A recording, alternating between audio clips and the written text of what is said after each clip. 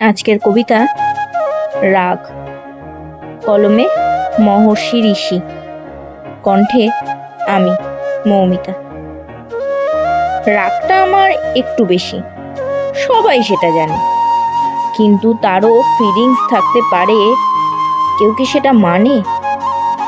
আমি মুখের ওপর সত্যি বলি, হয়তো লাগে রূঢ়। সবাই বলে আমার নাকি বড্ড বেশি মুড। আগে যখন শান্ত ছিলাম তখন সবাই দিত ঘা, তাই তাদের দেখে শান্ত এখন আর থাকতে পারি না।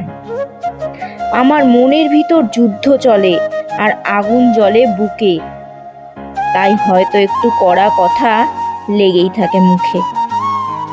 আমি অভিমানী বড্ড বেশি, তাই হয় না সেটা বলা। একলা আমার জীবন মানেই রাগকে নিয়ে চলা। তবে আগে যখন শান্তভাবেই কাটিয়ে দিতাম রাত, মন খারাপে আমার দিকে বাড়ায়নি কেউ হাত। আজকে আমি একটু রাগী, তাই লাগছে যাদের ছ্যাঁকা, তারাই আমায় কষ্ট দিয়ে বানিয়েছিল একা। তুমি যেটা রাগ ভেবে নাও, হয়তো সেটা নয়। জমে থাকা কষ্টগুলো খানিক রাগের মতোই হয়। ধন্যবাদ।